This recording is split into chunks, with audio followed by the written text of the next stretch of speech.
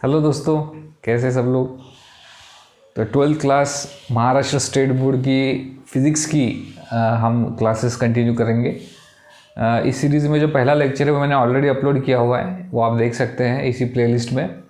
आज हम second portion से चालू कर रहे हैं। इसमें पर्टिकुलरली हम देखेंगे हॉरिजॉन्टल ट्रैक पे यूनिफॉर्म सर्कुलर मोशन करते वक्त कोई भी बॉडी, उसका क्या फार्मूला बनेगा और किस प्रकार से उसको हम सॉल्व कर पाएंगे, उनके रिलेटेड न्यूमेरिकल्स को और फॉर्मूले को डिराइव करेंगे। ठीक है, आज के इस सेशन में ये हमारा टारगेट है, ये हम करेंगे।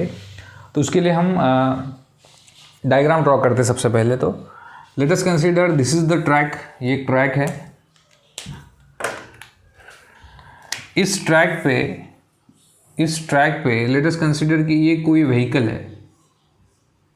ठीक है, दिस व्हीकल है ना, ये व्हीकल जो है ये इस ट्रैक पे चल रहा है और ऊपर से देखने पर ये कुछ इस प्रकार से सर्कुलर मोशन परफॉर्म कर रहा है। ठीक है, ऊपर से देखने पर ये व्हीकल इस डायरेक्शन में जा रहा है, सर्कुलर मोशन परफॉर्म कर रहा है।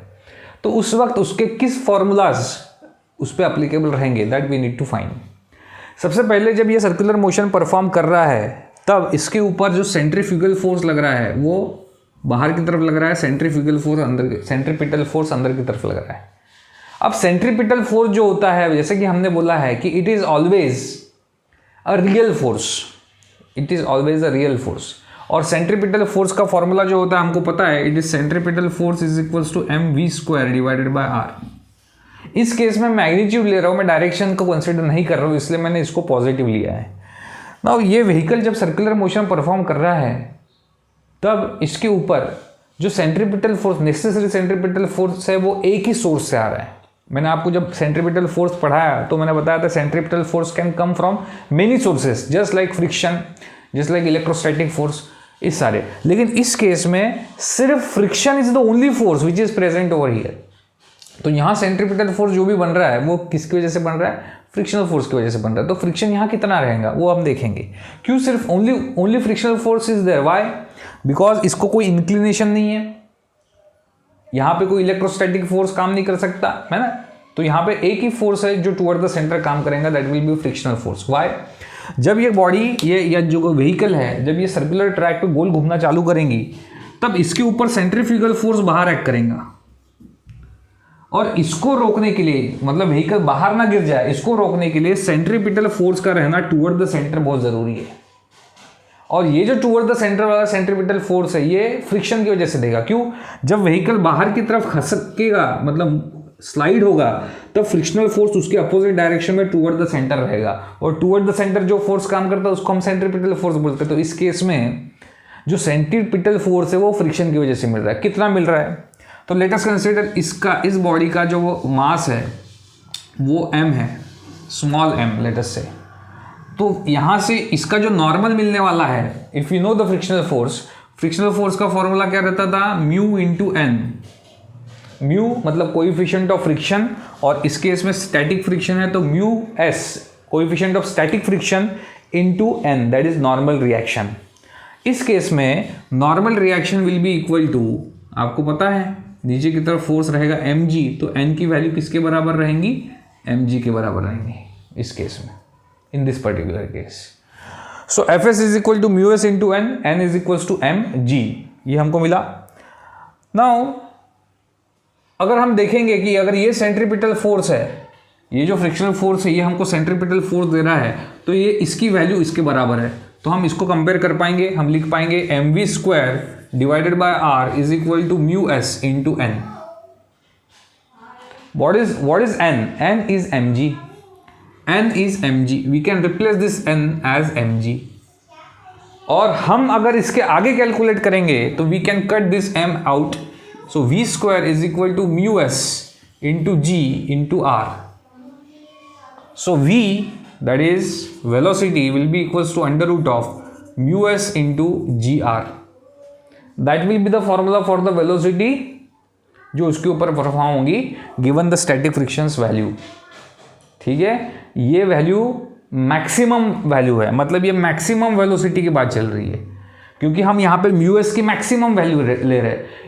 उस लिमिट के ऊपर अगर जाएगा, म्यू एस के ऊपर अगर हमारी स्पीड चली जाएंगी या फिर हमारा जो फ्रिक्शनल फोर्स वो उतनी वैल्यू अगर दे नहीं पाएगा तो बॉडी स्लाइड होकर राइट साइड में गिर जाएंगी, स्लाइड होकर राइट साइड में। मतलब इसकी म्यूएस की वैल्यू फिक्स्ड है। सेंट्रीपिटल फोर्स को बैलेंस करने के लिए एक पर्टिकुलर म्यूएस तक की ही फ्रिक्शनल फोर्स मिलेगा, उसके बाद वो नहीं मिल पाएगा और बॉडी पलट के राइट साइड में गिर जाएंगी। सो ये जो फोर्स मिला है हमको मैक्सिमम फोर्स मिला है, मैक्सिमम वेलोसिटी मिली, इतनी वेलोसिटी से हम जा सकते हैं म्यूएस की वैल्यू कंसिडर करते हुए। So this is v max under root of mu r g या म्यू जी आर आप इसको बोल सकते हैं। सो ये हॉरिजॉन्टल रोड हो गया, उसके बारे में बात थी। Now will consider about a well of death, जिसको मौत का कुआं भी हम बोल पाएंगे। ठीक है, तो इसका डायग्राम में बनाने की कोशिश करता हूं। ठीक है, और लेट अस कंसिडर कि ये कोई बॉडी है जो यहाँ पे है। ये बॉडी तब तक यहाँ चिपकी रहेंगी जब तक ये जो बॉडी है ये इतनी स्पीड से, इतनी तेज़ी से गोल गोल घूम रही है कि उसका जो सेंट्रीफ्यूगल फोर्स है वो उसकी नॉर्मल रिएक्शन से बैलेंस हो जाए। कैसे? जब ये बॉडी गोल घूम रही है इस सेंटर के अलाउंग तो सेंट्रीफ्यूगल फोर्स बाहर है और centripetal force towards the centre है, और ये जब तक बैलेंस्ड है तब तक ये बॉडी सर्कुलर मोशन में घूमती रहेंगी। मतलब क्या? बेसिकली ये बॉडी गिरेंगी फोर्स mg की वजह से, इसके वजन की वजह से, लेकिन इसका वजन बैलेंस होगा just because of the frictional force. Frictional force की वजह से बैलेंस होगा, और जब तक कि mg और फ्रिक्शनल फोर्स बैलेंस्ड है तब तक ये बॉडी सर्कुलर मोशन में घूमती रहेंगी, नीचे गिरेंगी नहीं। लेकिन जब ये बैलेंस बिगड़ जाएगा तब ये बॉडी नीचे गिर जाएगी। Got it? ठीक। सो फ्रिक्शनल फोर्स इस केस में कितना रहेगा? तो यहाँ पे फ्रिक्शनल फोर्स पता करने के लिए हमको ये समझना पड़ेगा कि फ्रिक्शनल फोर्स होता है, अभी जब से हमने पढ़ा, frictional force is equals to mu into n, और एन जो होता है वो होता है नॉर्मल रिएक्शन, और नॉर्मल रिएक्शन हमेशा टुवर्ड द सेंटर, मतलब इसको 90 डिग्री होगा। मतलब यहाँ पे सेंट्रीपिटल फोर्स ही इसका नॉर्मल रिएक्शन रहेगा।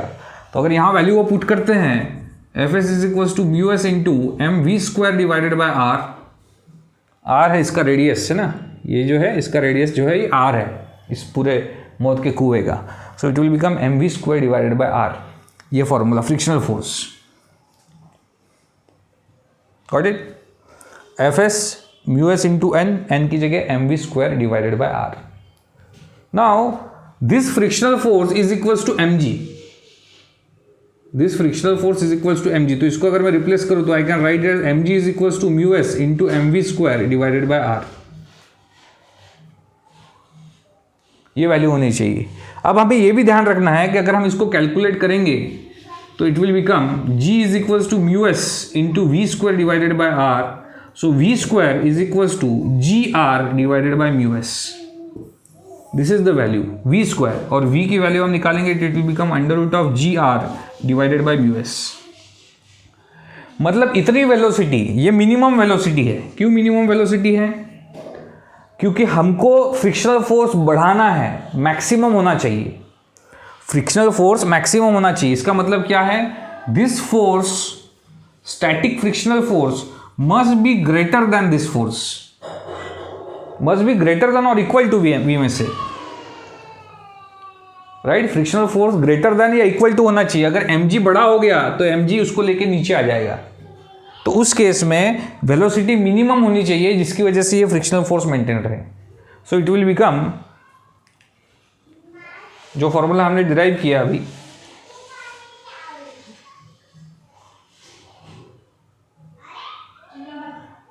It is rg divided by mu S. ठीक है, this is for minimum velocity. ये हो गया हमारा well of death. I just hope आपको ये समझा है किस प्रकार से इसको सॉल्व किया है। इसके बाद जो है बैंक्ड एंगल के लिए हम देखेंगे कि कितनी वेलोसिटीज या वेलोसिटीज का क्या फॉर्मूला हम यूज कर पाएंगे बैंक्ड रोड के लिए। बैंक रोड,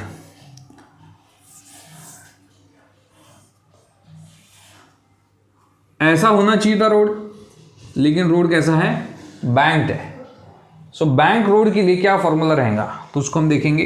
अगर कोई एक व्हीकल है जो बैंक रोड पे कुछ इस प्रकार से जा रहा है तो उसके दो फॉर्मूले हो सकते हैं। मिनिमम वेलोसिटी, मतलब देखिए अगर स्पीड बहुत ज़्यादा बढ़ गई तो ये ट्रक राइट साइड में गिर सकता, लेकिन स्पीड बहुत कम हो गई तो ये लेफ्ट साइड में भी गिर सकता। ये दोनों चीज़ें इस केस में हैं, मतलब स्पीड मिनिमम भी पता करनी है और मैक्सिमम भी पता करनी है। तो इस केस में दो तीन चीज़ें हमको ध्यान रखनी है। वो चीज़ें क्या है ये समझ लो पहले। सबसे पहले ये जो बैंक रोड है ये एंगल थीटा के हिसाब से एंगल थीटा पे बैंक्ड है, एक पर्टिकुलर एंगल थीटा लेके चल रहा है। तो इसका जो नॉर्मल रिएक्शन रहेगा from the surface towards the, और 90 डिग्री फ्रॉम द सरफेस रहेगा, that will be the normal in this case. और ये नॉर्मल के दो कंपोनेंट बनेंगे, एक ये कंपोनेंट बनेगा जो इस नीचे के सरफेस को परपेंडिकुलर रहेगा और एक पूरी तरह horizontal. It will become an, और ये एंगल थीटा बनेगा, it will become an cos theta and it will become an sine theta. Okay, अब हम उस सिचुएशन की बात कर रहे हैं जब स्पीड इतनी हो, या ऐसा हो सकता है सिचुएशन कि ट्रक राइट साइड में गिर जाए, ये जो व्हीकल है राइट साइड में गिर जाए। तो उस केस में हमको मैक्सिमम स्पीड पता करनी है कि मैक्सिमम स्पीड कितनी हो सकती है जिसके ऊपर जाने के बाद ट्रक गिर जाए, मतलब कितनी मैक्सिमम स्पीड, सेफेस्ट स्पीड है, ये हमें पता करना है। सेफेस्ट मैक्सिमम स्पीड हमें पता करनी है। तो उस केस में जब हम मैक्सिमम स्पीड की बात कर रहे हैं, ट्रक राइट साइड में गिर रहा है, मतलब ट्रक की जो एक्सपेक्टेड मोशन है ज़्यादा स्पीड पे वो टुवर्ड द राइट है, मतलब frictional force toward the centre रहेगा, that will be the frictional force toward the centre, right. अब जब frictional force toward the centre रहेगा तो इसके भी दो कंपोनेंट बनेंगे, ये एंगल थीटा हो गया, तो फ्रिक्शनल फोर्स का एक बन गया एफ एस कॉस थीटा और एक बन गया F s sine theta, F s sine theta. Got it. मैंने क्या कहा, फ्रिक्शनल फोर्स, बॉडी एक्सपेक्टेड है कि राइट साइड में जाए तो frictional force toward the centre रहेगा या टुवर्ड्स डाउनवर्ड डायरेक्शन रहेगा। So this will be the equation. तो यहां से हम अगर कुछ चीजें बैलेंस करके देखना चाहे तो हम ऐसा देख सकते हैं, आप देखेंगे ध्यान से तो n cos theta minus f s sine theta, n cos theta. अच्छा, इसका एक और चीज, एक कंपोनेंट और रहेगा इसका जो हमने लिखा नहीं है, it will be m g, जो कि toward the center of the earth रहेगा, एम जी भी नीचे रहेगा। तो यहाँ पे n cos theta minus f s sine theta, या फिर इसको बोलेंगे हम बैलेंस हो रहा है, that is n cos theta is equal to f s sine theta plus m g. So we can say mg is equals to n cos theta minus fs sin theta. This will be the formula for mg, first equation. Second equation देखेंगे तो n sin theta और fs cos theta towards the center है, that is fs cos theta and n sin theta, ये दोनों towards the center है। towards the center है मतलब it is going to provide us the necessary centripetal force which is mv square divided by r। ये towards the centre है, centre की तरफ जो फोर्स होता है वो सेंट्रीपिटल फोर्स होता है, तो ये दोनों फोर्स मिला के हमको सेंट्रीपिटल फोर्स प्रोवाइड कर रहे हैं। आई जस्ट होप कि आपको ये बात समझ में आई। अब ये दो इक्वेशंस को अगर हम डिवाइड करेंगे तो ये सेकंड इक्वेशन मान के चलेंगे, ये फर्स्ट इक्वेशन, यहाँ तक के, आप ध्यान रखिए वो डायग्राम का भाग है, दिस इज फर्स्ट इक्वेशन। अब ये first and second equation, two को फर्स्ट से डिवाइड करेंगे, मतलब परफॉर्म क्या करेंगे हम, परफॉर्म 2 डिवाइडेड बाय 1, तो ये हो जाएगा m v square divided by r into m g is equal to f s cos theta plus n sine theta divided by n cos theta minus f s sine theta, right. N cos theta m g, n cos theta minus f s sine theta, that's okay, ठीक है, ये हो गया। M m cut गया, v square बचा यहाँ पे, r g इधर आ गया, into F s into cos theta plus n sine theta divided by n cos theta minus f s sine theta, okay.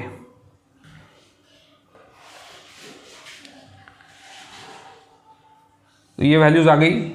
अब यहाँ पे फ्रिक्शनल फोर्स जो है, फ्रिक्शनल फोर्स को हम लिख सकते हैं mu S into n, we know that.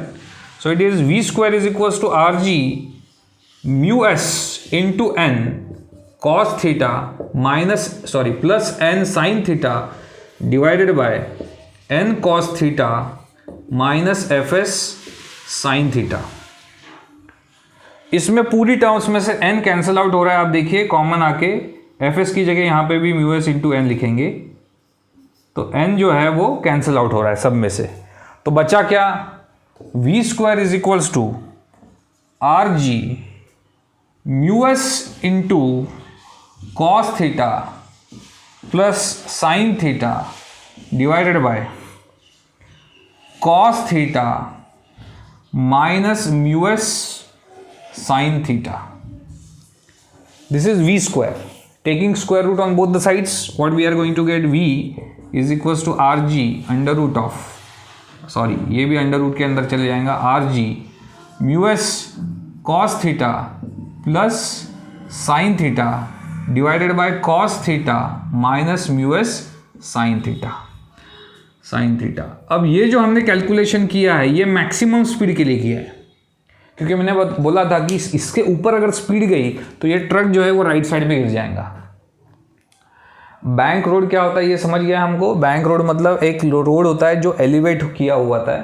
इस एलिवेटेड रोड पे अगर कोई ट्रक जा रहा है तो उसकी स्पीड एक लिमिट तक होनी चाहिए, उसके ऊपर की स्पीड पर वो राइट साइड में गिर जाएगा। ये एलिवेशन इसीलिए किया होता है कि हमको थोड़ी और ज़्यादा स्पीड, मतलब अगर हॉरिजॉन्टल रहता तो ये जल्दी गिर जाता राइट साइड में। ये हमने एलिवेशन इसलिए किया है कि और थोड़ी ज़्यादा स्पीड मिले। अगर हॉरिजॉन्टल रहता तो 50 की स्पीड पे गिर जाता, अगर थोड़ा सा एलिवेट किया है तो 70 की स्पीड तक जा सकता है, 70 की स्पीड के ऊपर गिर जाएगा। तो 70 मैक्सिमम स्पीड है, तो वो मैक्सिमम स्पीड हम इस फॉर्मूले से पता करेंगे। That is bank road and banking of the road का फॉर्मूला। पर्टिकुलरली इस केस में मैक्सिमम वेलोसिटी का फॉर्मूला हमने पता किया है। अब जो आगे मैं प्रूफ बताऊंगा उसमें हम मिनिमम वेलोसिटी का फॉर्मूला पता करेंगे। ओके, ये हमने अभी किया है बैंक रोड में मैक्सिमम वेलोसिटी का formula. On the page number you can see 1.4 equation, maximum velocity का फॉर्मूला 1.4 इक्वेशन। इसमें भी उन्होंने cos थीटा और sin थीटा को डिवाइड करके वो tan थीटा के रूप में इसको कैलकुलेट किया है, तो वील ऑल्सो डू इट। ठीक है, सो इसको करेंगे v max is equals to under root of r g mu s cos theta divided by cos theta. Numerator को कॉस थीटा से डिवाइड कर रहे, sine theta divided by cos theta, denominator को भी कॉस थीटा से divide करेंगे, mu s sine theta divided by cos theta. So maximum velocity will be equal to under root of r g mu s plus tan theta divided by 1 minus mu s tan theta. This is the maximum velocity का formula for the bank road, है ना। Maximum velocity, इसके ऊपर गए तो ये right side में गिरेगा। और एक मिनिमम वेलोसिटी भी पता करेंगे कि बहुत ही ज़्यादा स्लो हो गया तो ये लेफ्ट साइड में भी गिर सकता, तो वो मिनिमम वेलोसिटी का फॉर्मूला रहेगा। That will derive in the next session, और इसी वीडियो में आगे जब अगर समय मिलता है तो उसको करेंगे। पहले तो इसको आप समझ लीजिए, ये समझ गया आपको कि वी मैक्स का फॉर्मूला हमको कैसे मिला। कोई भी डिफिकल्टी तो आपको कमेंट में लिखना है, ठीक है। तो अगर बैंक रोड आपको समझ गया, बैंक रोड मतलब ऐसा रोड जैसे जो हॉरिजॉन्टल रोड रहता है, ये हॉरिजॉन्टल रोड हो गया, लेकिन इसको अगर मैंने एलिवेट कर दिया हॉरिजॉन्टल के ऊपर जितने भी एंगल से, ये जो एंगल बना ओरिजिनल पोजीशन से उसको बोलते हैं एंगल ऑफ बैंकिंग, और ये जो एलिवेशन है इसको बोलते हैं बैंकिंग ऑफ द रोड। ठीक है, बैंकिंग ऑफ रोड ज़रूरी इसलिए है ताकि हम मैक्सिमम स्पीड की लिमिट को और बढ़ा सके। हॉरिजॉन्टल लेवल पे इसकी गिरने की स्पीड अगर 50 किलोमीटर है, तो अगर एलिवेशन है तो इसकी राइट साइड में गिरने की स्पीड 70 हो सकती है, बढ़ा सकते हैं हम मैक्सिमम वेलोसिटी को। तो मैक्सिमम वेलोसिटी एंगल पे भी डिपेंड करती है, ये वो फॉर्मूला है जिसके ऊपर हमने ये डिराइव किया है। ओके, अब थोड़ा सा मिनिमम वेलोसिटी का भी हम देख लेंगे, तो इसको मैं मिटा रहा हूँ।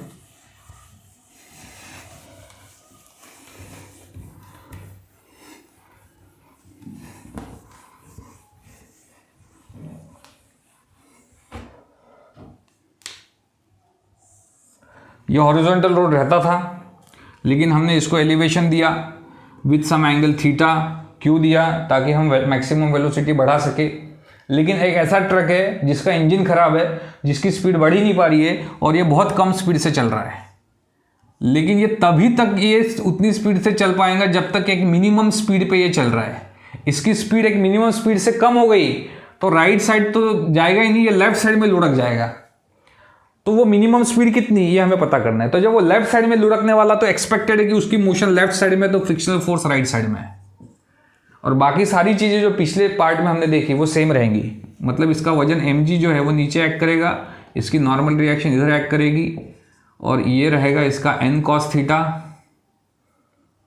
ठीक है, n cos थीटा, और यहाँ से लेफ्ट में n sin थीटा रहेगा इसका।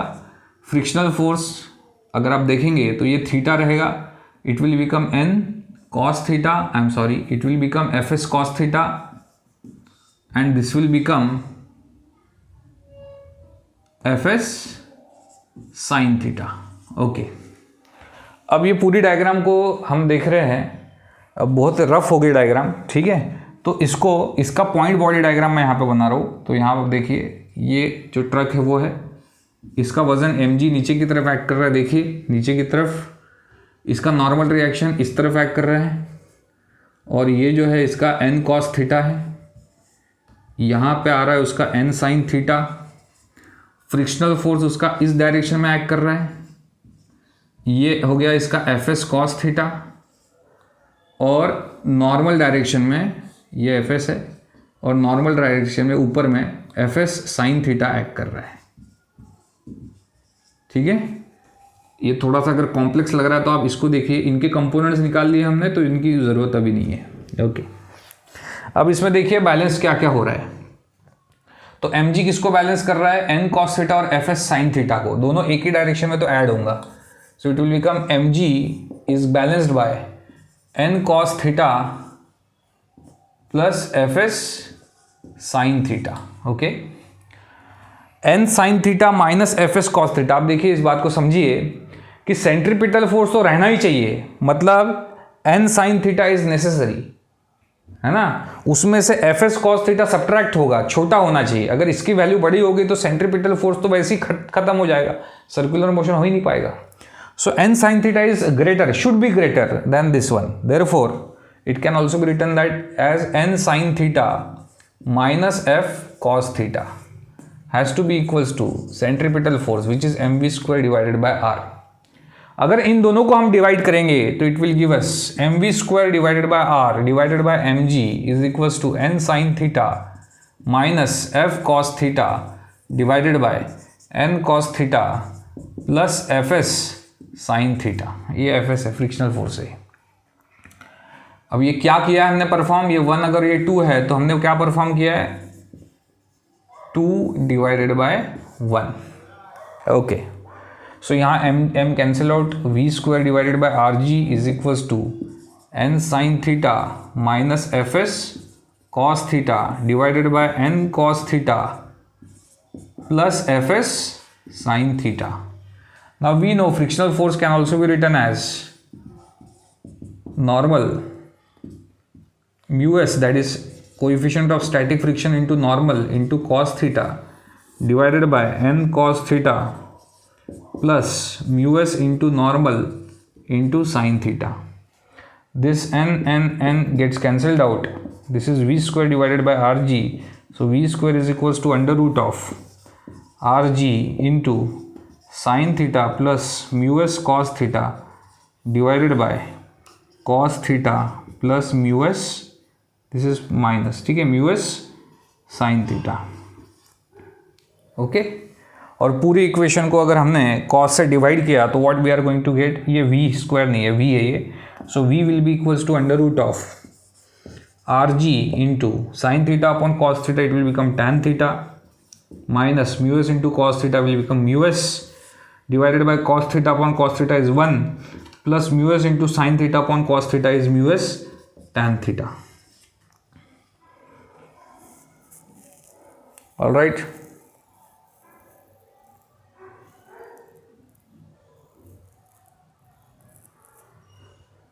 ठीक, दिस इज माइनस प्लस, नीचे प्लस है, ठीक है। This is what we are going to get, this is the formula for the minimum speed, है ना। मिनिमम स्पीड के लिए ये फॉर्मूला रहेगा इस केस में। मिनिमम स्पीड इसलिए क्योंकि मिनिमम स्पीड का मतलब ये है कि इससे कम स्पीड पे ये बॉडी इस तरफ में गिर जाएंगी। बॉडी मतलब ये जो ये ट्रक है, ये इस तरफ गिर जाएगा।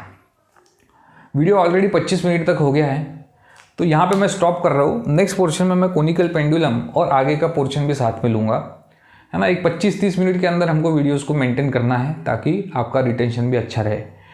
जैसा मैंने कहा, आपको टेलीग्राम चैनल को सब्सक्राइब कर लेना है, इस चैनल को भी सब्सक्राइब करना है, लाइक करना है, शेयर करना है। जिन लोगों को ज़रूरत है उन तक उसको पहुँचाइए। अच्छा पढ़ा पा रहा हूँ तो लाइक करिए, अच्छा नहीं पढ़ा पा रहा हूँ तो डिसलाइक करिए। जो मैं डिज़र्व करता हूँ मुझे मिलना चाहिए। नथिंग इज एक्सपेक्टेड, जो फ्री चीज़ है वही मांग रहा हूँ। लाइक, सब्सक्राइब, ठीक है। Bye bye.